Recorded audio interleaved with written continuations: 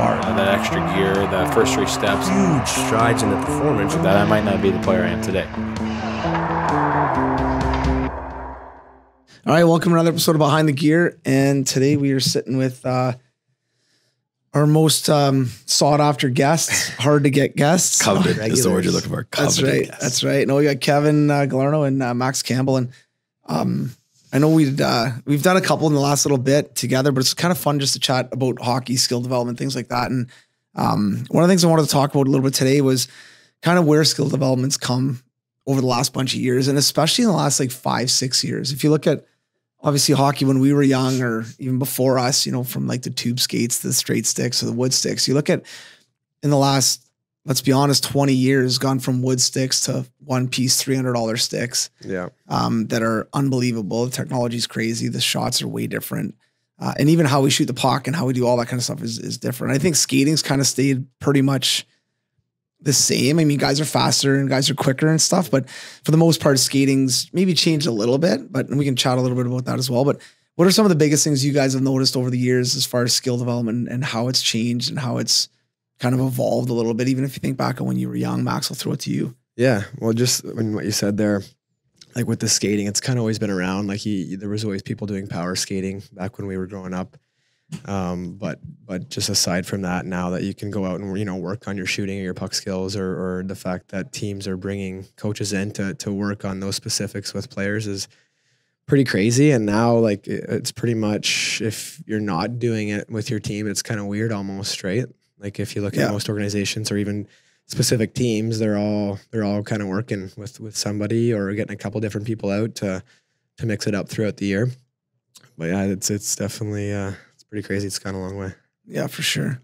Kevin, anything stand out to you that when you think of like skill development, or kind of like maybe like if you think back on like when you and your dad were outside in the backyard working on your shot, anything that's changed from then until now? Those are some tough memories. No, I'm just kidding, Dad. I love you. You know what? I totally agree with what Max said. But like think about it a different way. Like for me, when I'm looking back on it right now, like maybe not even as much what you're doing, but what you're doing at certain ages. Mm-hmm. You know what I mean? Like, yeah, it's changed for sure. I think that it's come a long way, but like, I can even think to, you know, when I started with here, like 10, whatever years ago, like you were doing, whatever we were doing. Now you're doing it with kids that are like 5 years younger than the kids we were doing it with before. You know what I mean? And I'm not talking like skating, like, yeah, when tyke novice, young kids, like, you know, they're doing stuff, they're doing those fundamental skating things like turning, stopping, crossing over, whatever. But some of the puck stuff specifically that kids are doing, they're just doing it way younger. We've talked about this all the time. Like I was not doing any of that stuff ever in some cases. And in a lot of cases, like at least I was like midget, junior, you know, college, whatever. Now there's like 10-year-old kids that are better than I am at it. You know? Yeah. So the age at what kids are doing things, but I think they're exposed. Like Max said, like if you're not doing it, you're almost behind the curve, right? So, kids get exposed to it maybe earlier than they did, and there's so many, you know, there's different levels of skill guys and, you know, quality guys, but there is a lot out there. So there's a ton of opportunity for kids to do it. And so they're just getting better and better. And even, I mean, with the internet, YouTube, Instagram, all this stuff, Snapchat, you're seeing this stuff first, like quick, you know? I mean, I was watching the other day on Instagram, there's like, I don't know, probably 10,000 little kids under 5 years old on those wobble boards stick handling now. Yeah. Like, why? I can't do that couldn't do that when I was 27. No, you know what I mean? And I think, you know, and that's great. And I think some of these parents think a kid can stand on a wobble board and stick handle. They're definitely like, they're going to get a Scully for sure. That's what some parents think. And you know, like check yourself, man. Like there's so much more that goes to like these kids advancing and getting better. But on the skill side, even like scooping pucks, you've seen at least 3 or 4 goals this year with like, it's becoming a thing now where once every month there's a guy that's scooping a puck behind the net and tucking it in and scoring a goal, which you never saw that. And when I was young, you literally take the puck off the ice with your hand, put it on your stick, and then you'd wave it around and like try to like not let it fall off your stick or whatever. And when you got older, you certainly didn't try it in a real game. Like that's what you did with your buddies in the summer. Yeah. That's it. Well, and I think that's another important point is that the new stuff that's happening right now, it's way more acceptable. Like back when we were young, if you tried to scoop a puck behind the net on the power play, or if you had time, I mean, guys on your own team would be all over you more than the other team. And the other team would probably try to fight you or run you or, they'd be all over you on it, where now it's just part of the game and the guys are trying stuff. It's,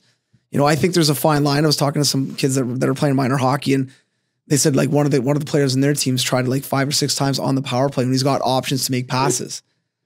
And I think like there's a time and a place to do it. You're up 4-1 and you get a chance behind the net, you get a little bit of time for sure. Try it out. I love it. But there's a right play and a wrong play. You're in a 3-2 game. You got a power play, make a play to get a goal, not trying to, hot dog a little bit behind the net. But I think that comes back to coaching as well. And those coaches being on these young guys and girls and saying like, listen, there's a time and place. And I strongly recommend and promote kids trying skill stuff and try to scoop pucks and try to dangle guys one-on-one in the appropriate times, whether it's practice or you're up by a couple goals or whatever. But there's still the right way, I think, to play the game. And I think I don't want to see skill development get too far away from that. Where kids are getting so skilled and that's all of the game's going to be is just skill. There's not going to be any structure. Yeah. Structure is going to go by the wayside a little bit, which strategy, I can't see that happening, but just even the hockey 101 stuff, sticking up for a teammate, supporting a player in the corner, taking the man first, like things like that. I would say like at some of those ages, like those minor hockey ages, like tough. I mean, I wasn't in this position 10, 12 years ago, but I think there's less of it, like less hockey IQ, way more skill, but like less hockey IQ. We've talked about this again before, but like just players watching hockey and not watching clips. There's less of it. So they're not learning as many, they're learning a ton of skill things, but not as many like hockey things. Like when's the appropriate time to lay a massive hit? When, you know what I mean? And when's not a good time? When's a good time to take a penalty? When's not a good time to take a penalty? When do you pinch? You're up a goal in the third period. When are you pinching? When are you not? Like, I know a lot of them know, guys know that, but I'd say overall there's less of that at even high levels, like even AAA. Like if you're going into like Pee Wee, Bantam, Midget, I think there's less hockey IQ than there was 10 years ago and way more skill. I totally agree. And I think a lot of it, and we talked this a bunch, and I don't want to beat a dead horse, but a lot of kids don't watch hockey anymore, right? Sure. They watch clips, they watch little highlights, which is fine. We played, so the my little guy Maddox is on this little like Slack team, whatever. They're brutal. No, they're young and just having fun. It's all good. But we had an early game. So we had a game. This happened twice. We had a game. So the team kind of came down for like a team breakfast in like this room and just like grabbed all the parents brought some breakfast stuff in. So the kids were eating. There was one kid on that team that came down with an iPhone or, I think he had an iPhone or whatever it was, doesn't matter. And he's watching like hockey clips, hockey highlights, whatever. He's the best player on our team and his hockey IQ is unbelievable. Now, I'm not saying it's just because he does this, but I know this kid on a regular basis is watching highlights and watching the game recaps from the night before. And he's 7 years old. So cool. But you watch him on the ice, he's dishing pucks. Now, some of the kids can't handle these passes, but he's like looking at guys 2-on-1s. He's making passes. He's toe drag, like hunts the puck. Like that's pretty cool. And now who knows if that ever translates to anything beyond, 7, 8, 9, 10, but you can see that correlation with kids that do watch highlights and do practice at home and do the extra little stuff that does translate on the ice as well. And going back, because I think this is another layer that needs to be talked about is the parents, and I've talked to this young guy's parents and really nice people, very supportive, just, and I'm sure like, dad and mom are a little intense, like, as far as just like we all are, right? But not over the top, not banging the glass, not yelling, not screaming, not, nothing. Just comes the game, watch the game, leave the game. Good job, buddy. Come out, And so I think like you look at this as we're kind of going through minor hockey and it's not by accident when you see some of these kids that are really, really good. Obviously they're doing extra stuff, which most kids are nowadays, but some of them are watching more hockey. And I think if any parents listen to this, helping your kid, learn how to play the game, learn the hockey IQ part of it. And I don't think it's like, hey, we're going to the Knights game tonight, or hey, we're going to the OHL game, or hey, we're going to the NHL game. The kid doesn't want to go, but hey, do you want to go to the game? Yeah, let's go. All right. Or hey, do you want to watch the game tonight? Watch the Leafs game tonight, and sit down with them and watch the game and try to explain it to them. And if you don't know how to do that, because maybe you don't know hockey, bring an uncle over, bring a buddy over, bring someone on over. our podcast. That's right. Yeah. On a side note, you young kids, Going back to like coaching and stuff like that, maybe we could even throw out just a couple of comments each, like on how they could find that kind of happy balance of skill development and maybe more like structure or like strategy to their game. For sure. Because I know, again, things that we deal with all the time with coaches is you only get so many hours of ice, to practice every week. And some of those coaches are going, super heavy on the skill development stuff and maybe falling behind on, their team maybe can't break out or they don't have that positional side of things. And then, some coaches who are a little bit more old school who don't maybe focus so much on that skill stuff and go the other way. But I know for me, like for just being around minor hockey organizations this year alone, there's a lot of teams splitting ice, and going out of their way. If they, they got a buddy who coaches at a different level. Hey, you guys want to split both your ice times this week? Maybe we can get one skill practice, one full ice for our team, just options like that. And obviously there's camps and stuff outside of minor hockey that you can participate in that can help with that stuff. But just, I don't know if you guys have any ideas. No, I think that's a really good one. Like if you're coaching let's say an Adam younger team, teams, you have a full ice practice and so does the other Adam team, then saying, hey, why don't we do 2 practices a week, and one will be skill development together, one will be half ice working on systems or structure. Yeah, exactly. Or whatever, right? And I think some organizations are maybe like making teams do that, but I think some coaches are stepping aside and trying to reach out and find that extra ice time. And I know even, through our business here, there's coaches asking if they can rent ice in different areas or, mornings or stuff. So that's pretty cool to see too, when the parents and the team wants to do that.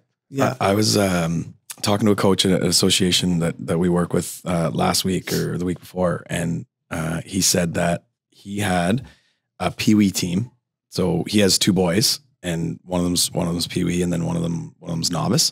And over the break, they took one of the practices and had the peewee team run a practice for the novice team. Oh, that's cool. So awesome. Yeah, they got the peewee team there like an hour early. And they put them in the dressing room, and then they kind of got, coaches were helping them and guiding them, but they got to put the drills together, and then they were in their little groups, and each little group had to do one drill for the novice team. And then they mixed the teams up, and they had some games, the second half or whatever, but they had to do a couple drills. And I was like, that is awesome. Like, how great is that for the novice kids looking up to these peewee kids? First of all, we all were at, when we were young thinking, oh, I'm never going to look how good those guys are, is awesome. So they're looking up to them. And then those peewee kids like learning about drills, and that's a great opportunity for a coach to say, okay, hey, great idea. That's not going to work. Let's change this, as they're making up their drills. I thought it was a really, really cool idea. Now you need ice time to do that, but that maybe those 2 teams do something together. They put their ice time together one week, and every once in a while, it's not something you want to do all the time, but I just thought it was a cool idea to like get the kids thinking, get them engaged in practice.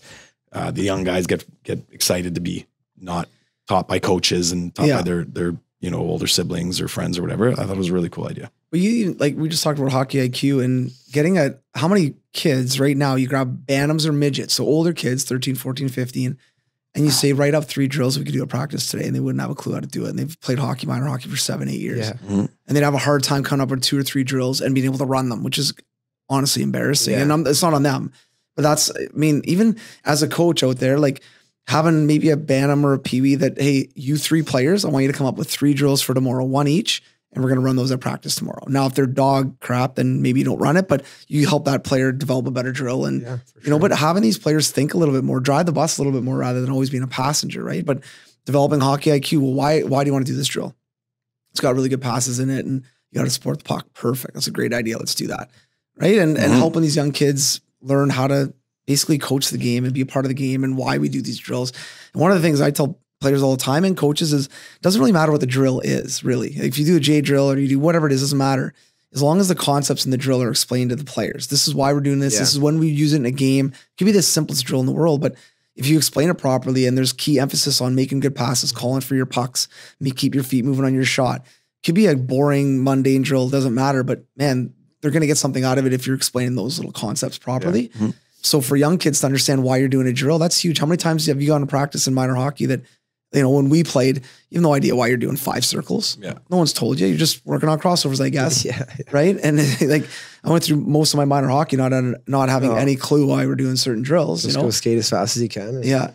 I remember being in college, and Kev, you know who I'm talking about, but our college coach was a bit ancient, a bit of a dinosaur, and was pretty much ready to retire when I got there. But we did a drill the one time when my first year in there. We skated, let's say, like we had lines on both blue lines, opposite blue lines.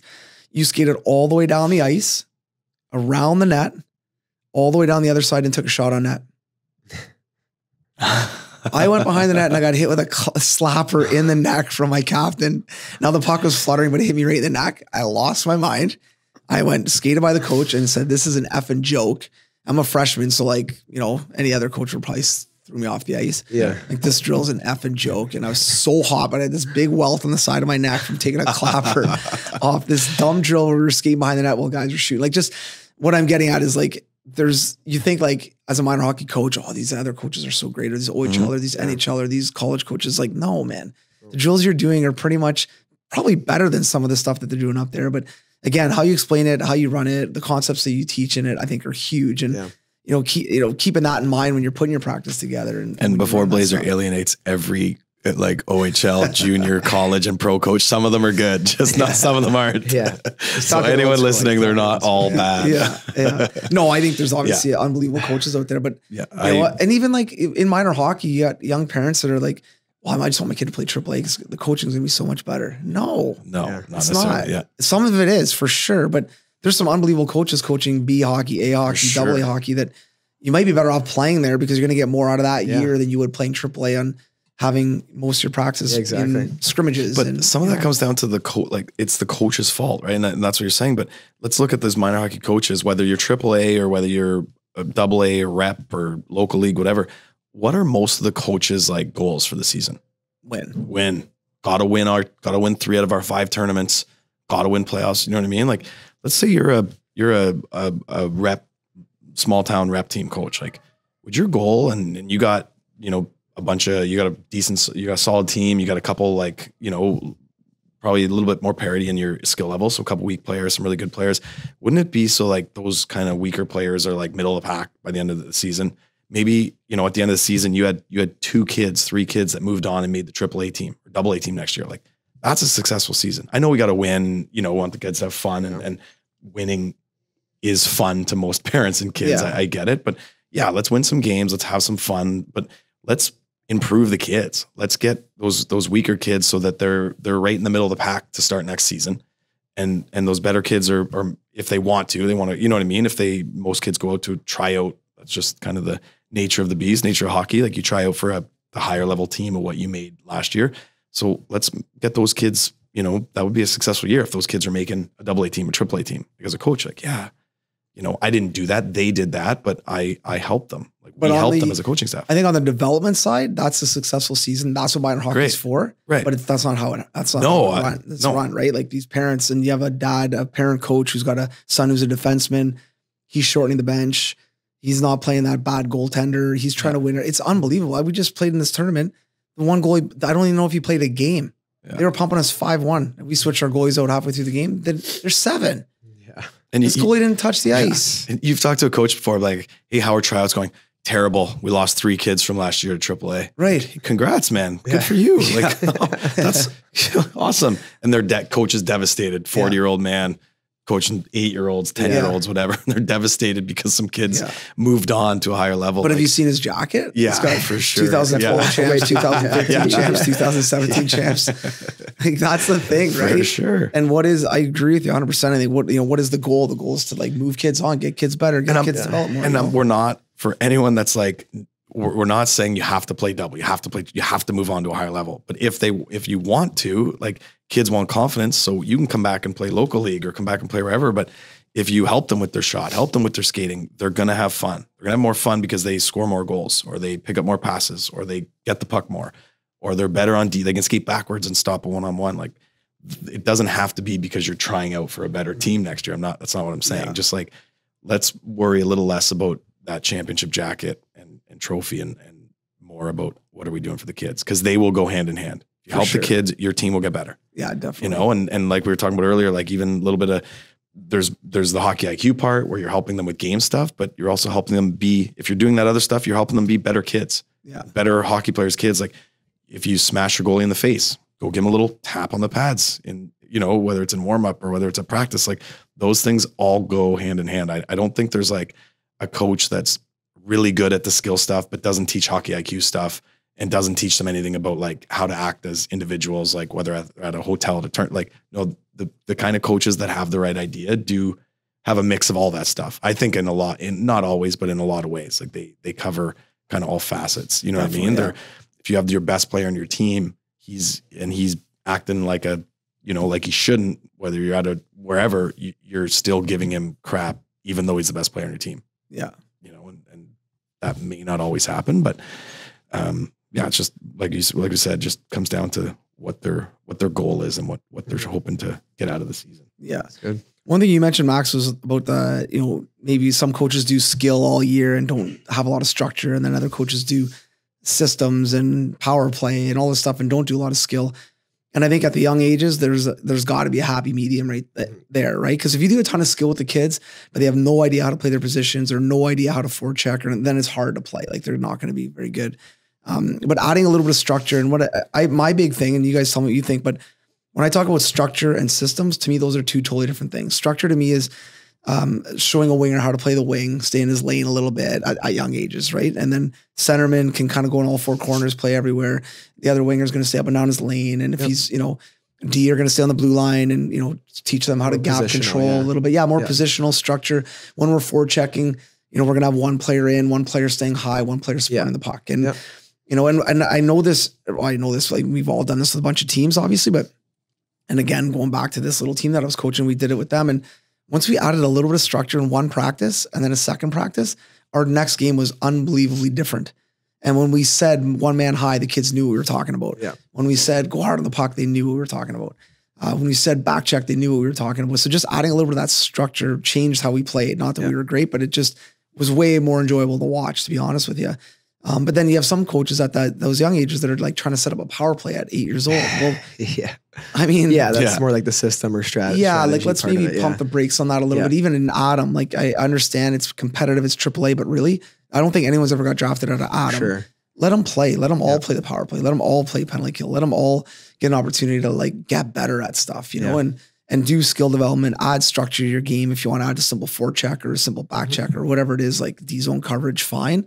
But I think some coaches get so entrenched in systems and all that stuff. And then I think it kills some of that fun for the kids, number one, and that creativity. And also that like learning how to play on the fly, which we all kind of did a little bit, but I think that's a big, that's a tough one for coaches, is figuring out what that fine line is between skill development and structure and systems and things like that. When would you guys kind of introduce some of that stuff? When would you? Well, I was just gonna say, why like, is now the coach to start introducing with novice, obviously being half ice now. We've even worked a bunch with a lot of Adam teams this year, and you can see like the difference between a team that has kind of like instilled that or focused on that all year, or teams that really haven't got to that, and maybe they've continued on with more skill development and more, practices like that. But I find anyway, it really shows. Like you go out and you run like maybe a 2-on-1 drill or something like that, and you see the players in the right positions and everything kind of flows together. And then you, at the same time, you go out with teams who still don't have a clue, like, timing, stuff like you're mentioning with Maddox's team. Like if they're not coming up as a unit and they're still playing as individuals, it's gonna show, and you're gonna spend a lot more time in that D zone. But yeah, I don't. Let me ask you this: do you think that half ice hockey for the novices, going into Adam, right? So I know in their last year novice, they're going to be playing half ice for most of the year. Yeah. Sorry, then they make right? that switch. Yeah. No, that's fine. But do you think that adjustment's a hard one, or do you think it's pretty easy? Like going from half ice to full ice for the kids? Just from coaches that I've talked to, I think it's a little bit tougher, just because they're so used to being in that small area. And now, like I know there's been teams that we've worked with, and they dominate in that small area, and then they get into the bigger, like the full ice, and now they struggle with certain things. Like, those top players, they're chasing the puck the whole time and maybe not so positionally sound. And I feel like they've struggled a little bit more. But again, it depends on your team. I don't know. I haven't been through it as a coach yet. So I think maybe when my kids are going through, if they're playing hockey, that'll be really interesting to see, because obviously we didn't have to go through that. But I agree, but is that a big deal? No. If they struggle at novice Adam, like if what I mean? Like I'm agreeing with you. Coaches are probably all bent out of shape. Like, oh man, we won all our games last year, but they can't figure out, you know what I mean? Why are they playing half ice and then they're teaching full ice? Well, they're playing half ice because it's better for them. You know what I mean? The better kids are not just skating by everyone. So they're losing the puck a little bit. The weaker kids are engaged. They're not just kind of lost. But so it's going to be an adjustment. That's okay. And they go play other teams that maybe played full ice, and they're going to get dusted. So that's okay. That's true. They're Adam. What's so big? Like you said, they're not getting drafted this year. So let's teach them. Now we're teaching them, you know, the kind of how to play on the full ice and like some different things, but it's okay. And we're still, I think. yeah, for sure. And we're still in like that trial period where this transformation just kind of started. So you hear a lot of like negative things from parents still, like who are used to that old school, you know, full ice right away. Yeah. And it's, we've talked about this a bunch, and in a couple of years, I think it's just going to be how things work and how things run. I agree. And I think for the coaches, it'll be an adjustment for them on how they take a team from novice half ice to full ice. Yeah. It's not hard. In a couple of practices, you can have them figured out how to play full ice. It's the same thing, boys and girls. It's just a little bit bigger sheet. And, you know, but in a couple of practices and, you know, adding a little bit of structure and teaching them. But I think a lot of the coaches are kind of at a loss of exactly what they should be doing to help these kids transition. Well, you know? What are a couple of things, like, even I know, like you saying you had like a couple of buzzwords, or phrases, even like pressure hard, or I forget what else you said. Well, you had a couple of things, but those are the things that stick in the kid's mind. For sure. And then you just keep it simple, right? Start simple. Don't worry about adding a hinge to your regroup or anything like that. But like, start like that. And maybe even something like getting there a little bit early for one practice a week, and you're showing them a little bit, you know, on the board, or I don't know if video is quite a thing yet, but like something like that where it's fun for the kids and you can actually talk to them about learning. And it takes a lot from a coach, especially a volunteer coach, to do that. But the coaches that do that are the coaches that are going to, you know, totally have that step up. Yeah. No, I agree. And I think you know, as a coach, when you are trying to help these kids learn how to play hockey, let's be honest, right? So novice is kind of, let's call it pond hockey, 4-on-4. It's fun. It's kind of exciting, smaller nets. But then when you go to that full ice, it's going to be a bit of a transition. It'll be a bit of a change. I don't think it takes long for the kids to adapt to it and figure it out. But if you do, as a coach, if you've got discipline as a coach and you've got certain things you're going to stick to, and teaching them those things, what I'm getting at, or an example of that would be like, okay, when we attack the zone, like with young ages, we're always going to try to get the puck wide. So give it to the winger on whatever side, doesn't matter, and he's going to carry it wide. And the one thing we did was the furthest player from the puck. So whoever's the furthest from the puck, you're going right to the net hard. So you're going to the net hard, and whoever's closest to the puck's going to support. Now, as they get older, now you may want that closest player to drive the net and the other player to cut across. Like, there's other things that come as you get older, but just to keep it really simple. So our kids knew that if you were furthest from the puck, you're going to the net. Mm-hmm. And, you know, and it wasn't easy, but they started to get it, and, you know, we practiced it and got so much better at it. But that's just a little example of just teaching them how to play full ice, how to attack a zone, how to play like in a triangle a little bit. And, you know, and it was a game changer as far as how they played in games. They actually started to figure out not they were perfect. And there's a lot of mistakes, obviously, but it gave them a little bit of structure to understand how to play the game a little bit and obviously, you know, get better at it. Right. So when you guys think of individual skills, like we said, kind of young kids now are learning stuff that we learned at maybe 10, 11, 12. They're doing at 5, 6, really, like toe dragging and even shooting the puck way better than we would. And is there anything that stands out to you guys? Like, let's say you had a young, which, you know, I know you're all gonna have young families, and you do have young families now, but let's say they're coming up and they're 5, 6, 7, 8 years old. Is there anything right now, and this might change when your kids get to that age, but is there anything right now that you'd be like, my kid loves hockey, he or she's into it, they want to work on some things. What are a couple of the key things that you would say to hammer on now at young ages that's fun, that they'd enjoy doing, that they enjoy working on, or programs that you would sign them up for, things like that to help them? I know every kid's different because they're going to be at different skill sets or different skill levels, but overall, kind of generalizing, there's anything that pops out to you that you'd be like, I would really want them to get better at this. Yeah, for sure. I think if kids, like you're talking about young kids here, anything, you know what I mean, is not hurting them as long as they're getting the proper instruction. So first thing I think if parents are signing up their kids for something, just look at, do your due diligence and make sure you're signing them up for something that's, you know, where they're getting some we talked about this, but feedback and they're getting a bunch of reps and things like that. But in terms of certain skills, like, of course, everyone wants to work on puck skills. Like, what kid doesn't want to go work on shooting and puck handling? Yeah. You know, for me personally, like, if they're going to do that, awesome. Like, there's a time and a place to like go up and down the ice and practice 20 toe drags and whatever. That's awesome. But like things where they're working on their body positioning or even the skating aspect while they're doing puck stuff is important, even for young kids. Like, hey, if you're right in front of me, I'm going to have a stick here, you know, and then when you take the puck over to the side to go around me, just keep skating, because you know that player is going to turn around and get you, you know? So to me, it always comes back to your feet. as great of hands as and puck stuff as you can get. Like if you can get young players engaged in skating at all, and that might be like doing something, talk about edging and how important it is. And it is, but the kids like working on that all the time. No, I get it. But maybe even like young kids look at, call it Crosby's or 10 and 2s, like going heel to heel. That's kind of something fun that kids are doing. I don't remember ever doing that unless it was an accident when I was playing, and now kids, you can do that with young kids. So there's some fun kind of different skating stuff that's getting the kids on their edges, getting them something, practical, whether they're protecting the puck or getting a bad pass behind them or whatever. I don't think you can go wrong working on anything that your kid wants to work on, but just not always just doing just the crazy stuff you're seeing on Instagram. So keeping it sometimes a little bit practical and even, and that's on the skill guys. Like that's on us as skill guys. Like I know if you're coming to our stuff or sessions that I'm running or Max is running, whoever, like, yeah, the stuff we're doing isn't always the most fun, but we're always going to add a puck to it. In terms of fun and in terms of like, hey, quick starts or stopping and crossing over, like for the young guys, I get it, guys, you want to shoot pucks, but we're going to do this for 5-6 minutes and we're going to add pucks to it. We're going to add a pass. So just trying to keep the kids engaged in whatever you're working on is for sure.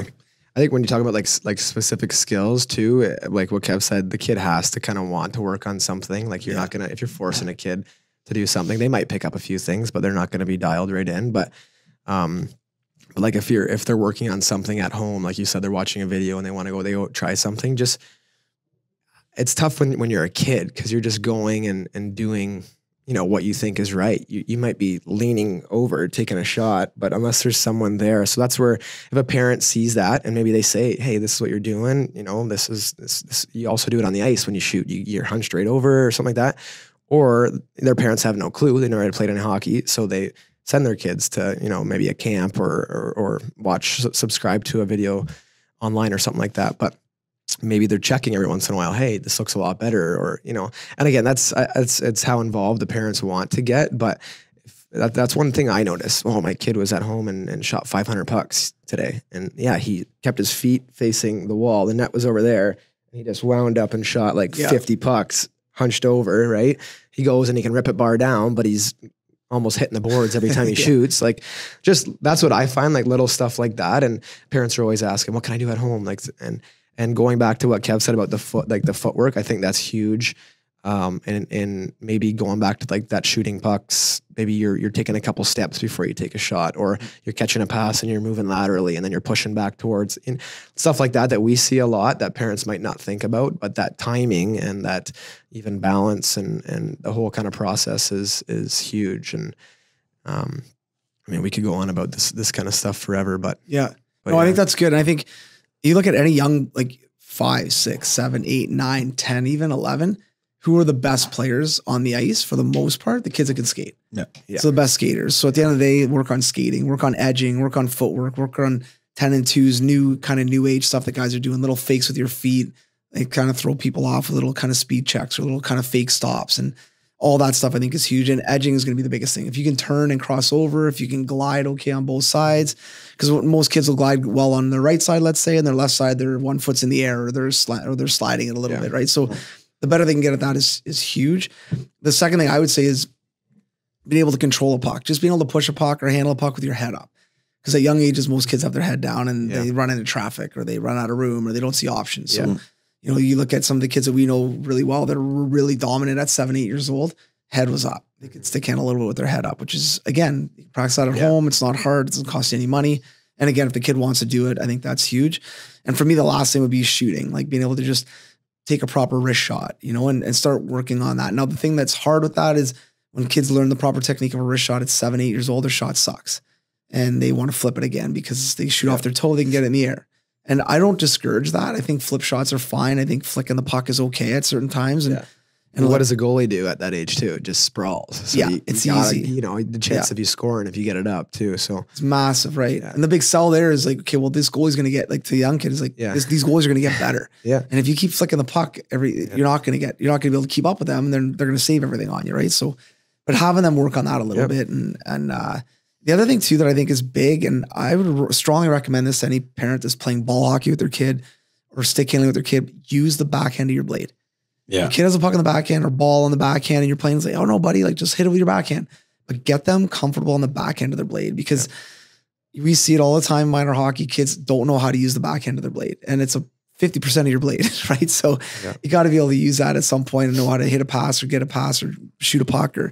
So I think that is one thing that I would like, a small, subtle thing, but get players to use their backhand. Yeah. So like even in this time of year, so like we're in January now, I'd say the majority of like at this point in the year, some teams have a couple skill sessions left before they get into playoffs. And the majority of coaches, I would say, are asking for puck handling at this time of year. Like the kids and what you're saying that like the, novice all the way to peewee, they're like, our kids cannot do anything with their backhand. They can't pick it up. They can't make a move to their backhand.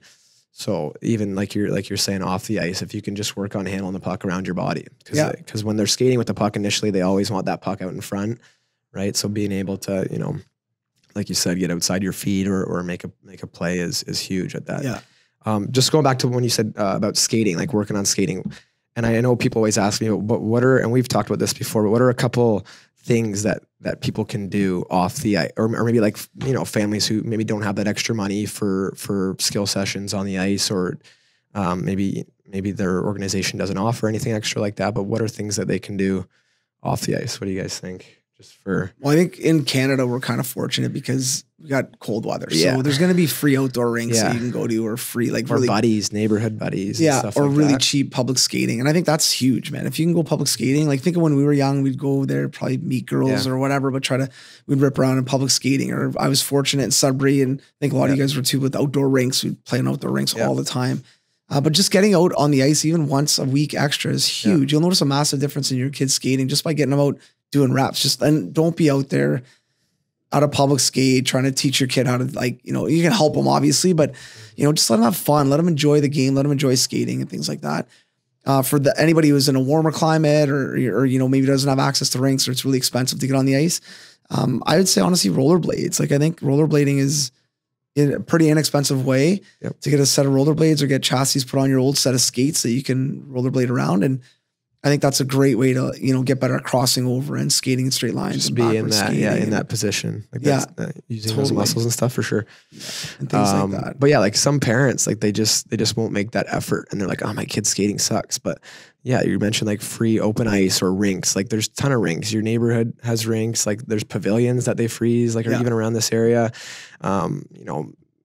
Even some parents, they got to work till 5 or 6, so they can't get their kid. Get your grandparents, get their grandparents to take them at 3 right after school.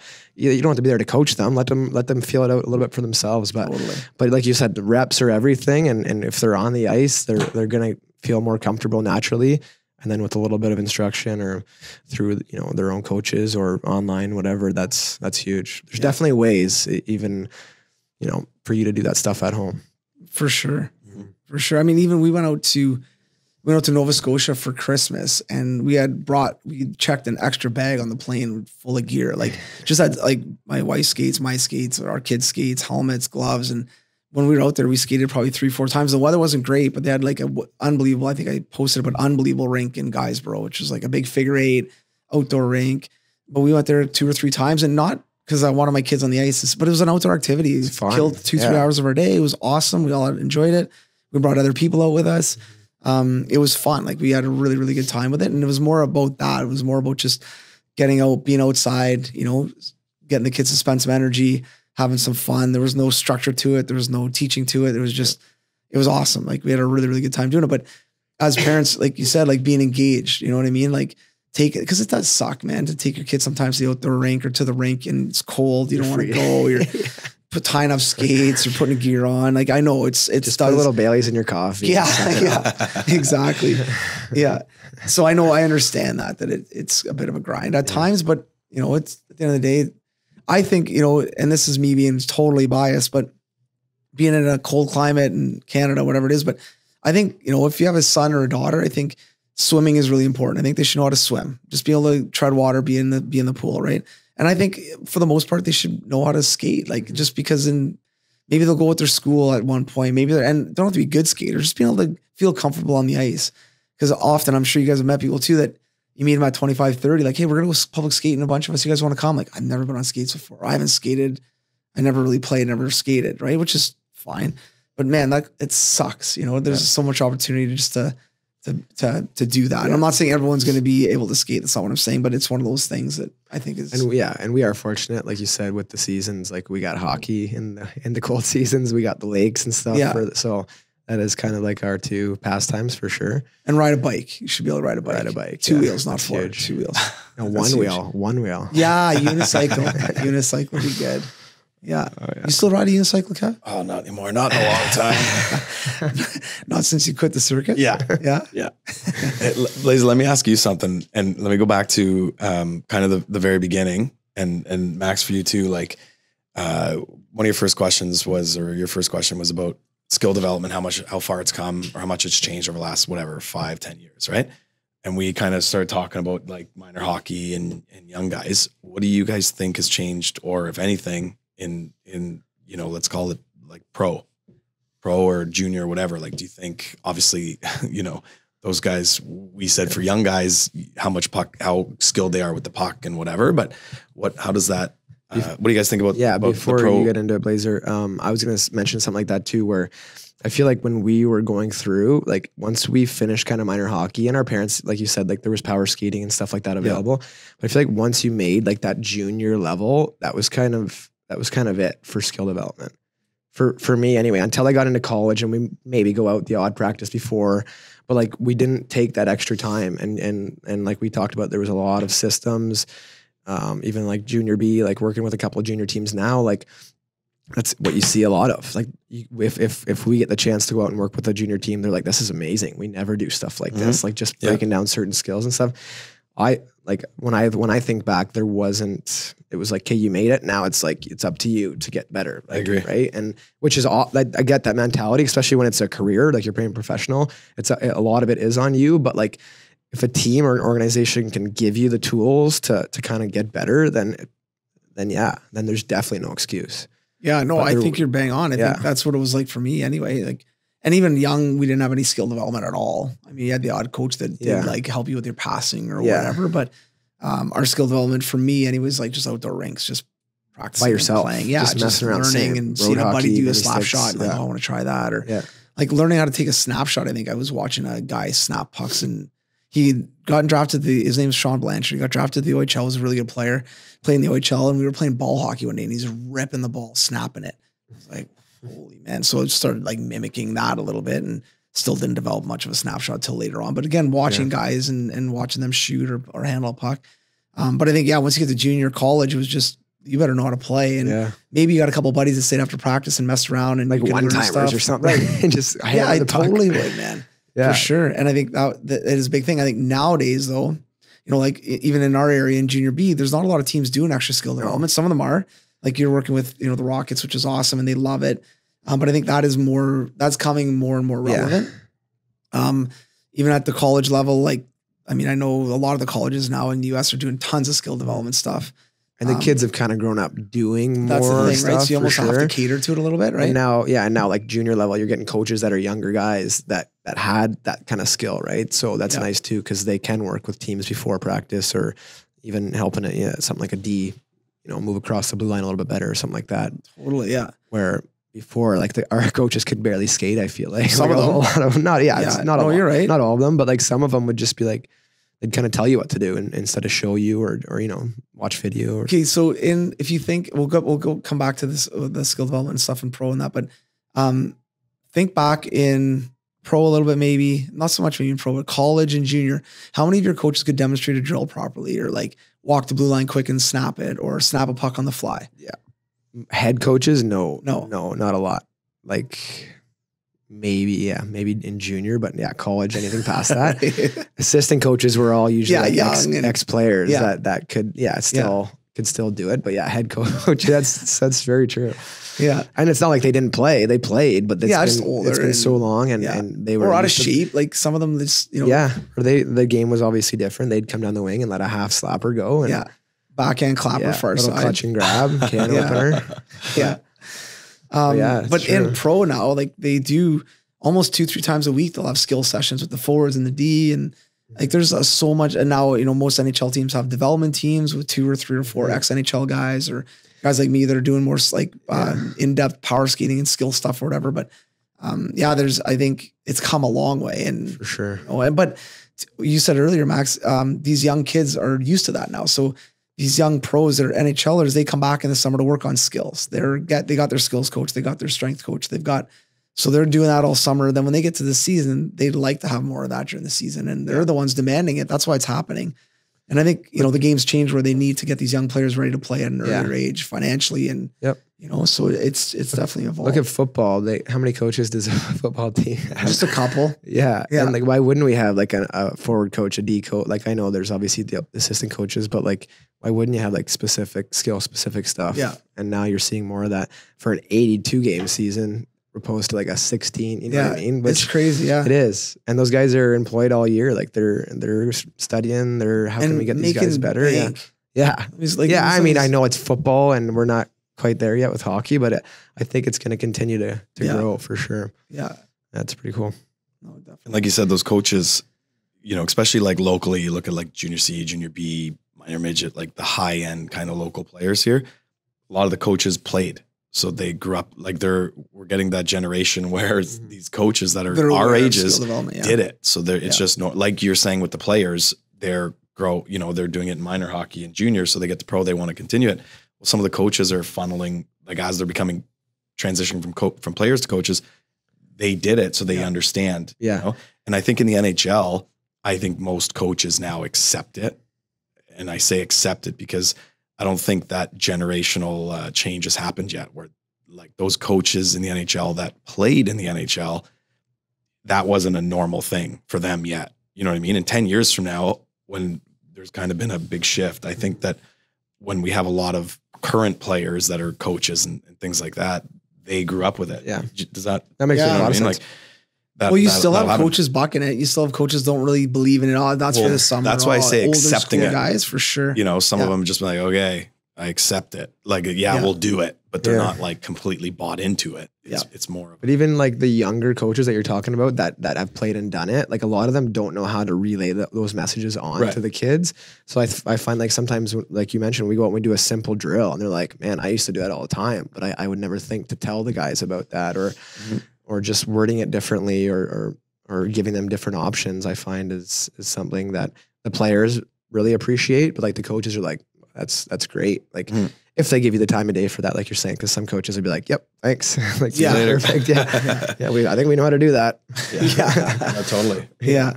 And I mean, I at times too, as a skills coach, you're reiterating some of the things that the coaches are saying, which is great. Right. And it's from a different voice. And sometimes it happened to all of us where you go home to your dad and you're like, hey dad, my coach said I should like talk on the ice more and I get the puck more. And your dad's like, I've been telling you this for 5 years, man. Like coach tells you one time and now now, he's the God. Right. But I think that's okay. I think the more people that you can get around saying the same message, I think it's better for the kids. Right. And how many coaches stop you and say, man, I just need you guys to say it because my kids are not listening to me at all. Like, But that's an open coach, I feel like. That's what you need to be. Yeah, I totally agree. And I think, you're seeing more and more of that. I think at the higher levels where coaches are more accepting of other people. Because some coaches, obviously, especially at the minor hockey level, have this like, it's my team, it's my word, I'm the leader of this, and won't let anybody else in. Where some of the coaches that are the best coaches are like, no, man, come help me out. I need I'm not good at skill development stuff. Or I'm not good. Can you help this? Or hey, can you focus on quick starts, shooting, and our D zone coverage is terrible. So just help us. Yeah, sure. Like we can incorporate that in there, But you're seeing it in the NHL, like, they're saying kind of like a trigger word, but like coaches are losing the room. So why not have someone else come in and let your players at all levels hear a different voice so that they don't, and it happens in minor hockey. Like you got a coach that's doesn't say much or is a yeller, like, you know what I mean? Whatever it is, like the boys kind of tune you out eventually or whatever. So get a different voice in there and let them hear the same thing that you're saying just from someone else, just with a different twist on it or the same thing, whatever. But it's going to keep the guys engaged more. And when you have some stuff that needs to come from you, they haven't just heard you, for the whole practice before, the 30 minutes before talking about skill stuff. You're jumping in and now you're transitioning to some, in the same practice, maybe you're transitioning to some system stuff, but one of the other coaches has just been talking to them for 30 minutes. So they're a little more, open to hearing you do your thing. Where if you've been barking at them for an hour straight, you know, even though it's been different stuff, they might be checked out. Yeah, for sure. So yeah, no, I definitely agree. And I think, you know, kind of not to keep this going on forever, but for any coaches out there that are coaching minor hockey, seek out some skills coaches, whether it's a female, a male that is good in your community, that, you know, and every team for the most part has a little bit of a budget should have a little bit of a budget put together for skill development. And if not, if you talk to the parents that, hey, listen, we're going to have Johnny Smith coming out to help us run some skill sessions. What do you guys think if it's an extra $20 each? I'd pay $20 for, you know, a couple sessions with somebody that's going to be able to help out and maybe, you know, relay a good message to my son or daughter and help them out and also for coaches, it relieves a little bit of that off you as well. Now you've got another support system in there to help you with your team, you know, and at the end of the day, what's the goal? I'm hoping the goal is to get players better, to help players improve, to help players achieve their goals or get better at it. Right. And better people. Yeah. All around. Right. And, you know, and I think that's, you know, what it should be. And the more you can get good people around, whether it's a goalie coach or a skills coach or whoever that is to help, you know, improve your product as a coach and as a team.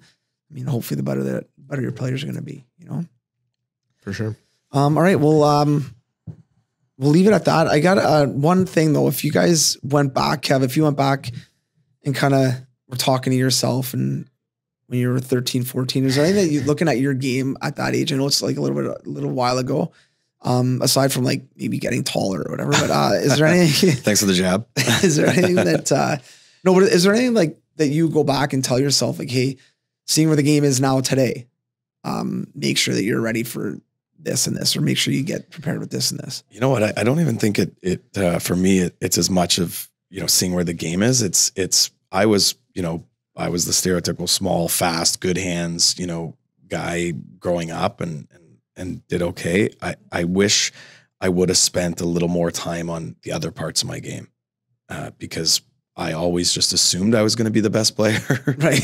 Always, you know, but there's some pretty good guys out there. Yeah. And I think I could have, I wish, and it was kind of too late for me. And we're always talking to players about it, but you got to add some other elements to your game. You know, if you're Patrick Kane, you can just do that because you do it that so well. You know, if you're Ovechkin scoring goals, you can do, and he does other things for sure, but he's, you know, what's he known for? Just that one thing. But there's only a handful of those guys that can just do that. Everyone else has other, you know, tricks in their bag. And I, you know, I was decent at, I was good at draws, and that's really the only reason I got to kill penalties and take a defensive zone draw ever because I wasn't good defensively. But that's one thing I wish I would have spent more time on is learning.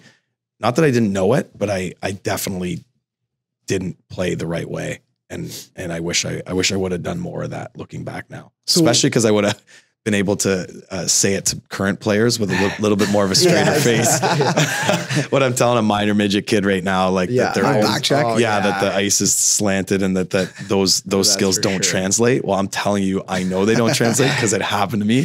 So, like one area that you'd focus on if you went back was like just playing both sides of the puck and being better defensively. Sure. And, being more responsible, you know, just all around. And for sure. And we're watching guys like, you know, Jonathan Toews and Patrice Bergeron put up good numbers, you know, but they're the best in the world at what they do, you know, is in terms of two-way players. But yeah, just taking a little more pride in that side of my game. I wish if I could go back, it wouldn't be to have a 50 goal season. It would be to go back and be looked at as the guy that's for sure the you know, the best at both ends of the rink, not just one. Yeah, and like you say with like Toews and guys like that, like they were in that same boat, I'm sure, where they were no question. You, and then at some point they're like, man, I gotta change. I gotta add more. That's a great point because they were. Yeah, and I'm not too far off at all on that. I was always like super into the skill side, like stick skills, shooting. Like I was always great at that. I always had a knack around the net, but that like defense was a big thing for me. I was always offensive minded. Never really thought about, you know, just if I have the puck the whole time, I don't got to play defense, right? Yeah. That part of my game, my physical part of the game for sure was a big one for me. Like even getting to a certain age, maybe spending more time on how to receive a check, how to take a check, stuff like that. Where, you know, again, it was more like you gotta produce, you gotta keep going. Just being able to engage more makes you a lot more of an effective of a player for sure, right? Yeah. And then the big one for me for sure was my skating. Like I again, didn't spend as much time at a younger age. And when I reached that level where I wanted to get to, I was a little bit behind, and I definitely got better as I went along, but that would be the big one for me for sure. That's cool. Should we place bets on what we think Blazer's going to answer, how he's going to answer this? Like something to do with, I got in 100 fights, but I wish I would have gotten 150. No, I think one thing I want to touch on though too with the body checking, and like for a player like you who's a skilled player who's probably going to put up points and stuff, you're not going to go out searching for hits, but being able to play the body when you need to, or going and finish your hit when you need to, or having that where you have the confidence to be able to lay a good hit or play good body position on a player to separate the man from the puck, I think is a big thing. But I think a lot of times, and I just went through with a kid playing in the OHL who doesn't know how to hit. Did not, because in minor hockey, he was just good. So like, go score goals, score goals, score goals.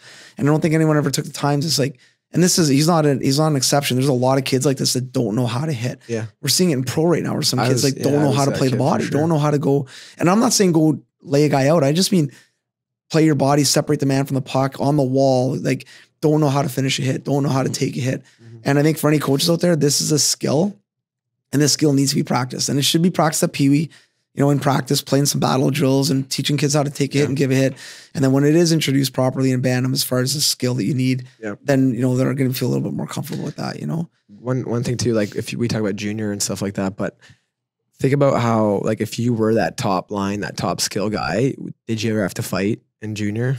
Did you ever have to do? Not really, because you had those, those guys that if anyone messed with you, coach is sticking them on it. And then maybe that takes away a little bit from your experience and feeling more comfortable. And when you get to that next level, maybe you're not going to be that top guy anymore. And now you don't know how to play that role. Right. Yeah. So that's something. A good point. Yeah. That's something I have thought about before too, but like, it maybe where today's game is where there's not as much fighting. And maybe I know at times we watch NHL games and we're like, man, why is this guy sticking up for his buddy? But maybe not saying at the NHL level it should be like that, but maybe at a younger age, getting those guys to kind of stick up for themselves isn't a terrible thing. I agree. You can go both ways, and some people will be like, you got to stick up for your teammates. And I totally agree with that. Like get in there, get in the guy's face, whatever. Don't just skate away. But maybe you kind of got to answer the bell for yourself a little bit. Cause I think even for me, if I had to do that a few times at a younger age, I would have been, would have had a little bit more confidence when it came to that. But that can also go back to what we were talking about earlier about like knowing when. And we even saw that with the whole Cassian and Kachuk thing. Like, when's the time to say, okay, I'm doing this, and when's the time to take a number? You know what I mean? But that's something like a skill thing, like about in hockey IQ, and knowing, hey, this is the time to jump in there for a guy, and this is the time. Like, no, I know your guy just got dirtied, but you really need the power play, because they're now if somebody gets absolutely dumped, no, I think you'd do it. But there's times when your line mate takes one and you're like, hey, no, we need this PPE. Like, we play him again next Saturday, or it's the first period, or whatever it is. I do think there's for sure. I don't want that to come across as soft. Like, no, don't go stick up for them. I'm agreeing with everything you're saying. No, I know. There's a time and a place. Some people would like, just as soon as I said that, they'd be like, no way. Like, but you got to see both sides of it for sure. Yeah. I think for me was, I could skate. I could always so I started later, obviously, like at 9s, and I couldn't skate. I was terrible. Got into like my mom put us into some skating stuff, and I got better at skating. And then I loved hockey, so I got kind of just worked at it and got better at skating. I could skate, but my hands were terrible. But I didn't love working on my hands because I wasn't good at it. So I'd love working on skating. I love skating. So if I had to go back, I think the biggest thing for me would be to work on my hands more, and and I would never probably have soft hands like you had, Max, or like you had, Kev, but I could probably handle a puck a little bit better than I'm better a stick handler now, which is not great, than I was when I played, unfortunately. Right. So I think I would have spent more time on the things that I'm not good at. And for any kid out there, you don't like taking backhand shots because you suck at it, you're not going to practice it, but practice it. Yeah. Doing the things you don't like to do, I think would be huge. And I was just later coming to the game. So for me, I was on a bit of an uphill. Like, I had to battle to get on teams. So when I started playing AAA in like Bantam, I was the 13th forward or the 10th forward. We had 9 forwards. So I was the 10th forward picked, and I was clear, like, you're the 10th forward. And I'm like, okay, like, just happy to be there. And then by the end of the year, I was like on the top 2 lines. Like, I kind of worked my way up and scrapped. And then the next year I was the captain of that same team, because we played 2 age groups. So I was a young kid and whatever. The next year, like, going from the captain of my major Bantam team, or like our mixed Bantam team, to our first year midget, I was the 10th forward picked again. So it went from being a captain with all my buddies to all them making the team, me being the 10th forward again. So it was just like, I always had to work at it, and not for me, I loved it. That's kind of what, I think helped me. And then the next year on that same midget team, I was the captain of that team again. And then as far as like, I always played scrappy. I always played, because I was smaller. I kind of grew quick and then I didn't grow anymore. So I always had a chip on my shoulder. I always had like small man syndrome for sure. Yeah, I had a bit of that. But I remember getting like, we were in Bantam. I think I got clipped coming across the blue line, like 2 seconds left in the game. Guy elbowed me like pretty dirty. And whatever, I spun around, fell down, buzzer goes, they beat us, they go down to the other end. I was hot. So they're all in their scrum. I took off from our blue line when I got up because the buzzer went right away. They went down. I took off, went right as hard as I could through their crowd of people. And I hammered the guy who hit me. Like he happened to be like out of the crowd a bit, just hammered him. Like, and I don't even know why I did this. It was just in me. Like he's going to get it. And they let me skate right back out of it. No one touched me. I just skated off the ice. Yeah. Which now, like if you're coaching that team, you'd be like, are you guys kidding me right now? Totally. I just worked you. Yeah. That little guy. That little bald guy just worked you. That little guy with the bald spot at 12 years old or 15 years old. But yeah, and I that's the thing. Like when I look back on it, I wish that I had, focused on things I wasn't really good at, you know? And I think that's a good thing for any kid out there that, you don't love doing something, but man, if you work at it a little bit, it's amazing how much that'll help you in the long run, But I think it's the same in life right now. Like no one likes going for a run or no one likes pushing back. You got to get out of those comfort levels. Exactly. Listen, boys, thanks a lot, man. I really appreciate you guys stopping by, and we're going to do this every day. So okay, well, we'll see you tomorrow. Thanks. See ya. All right, boys.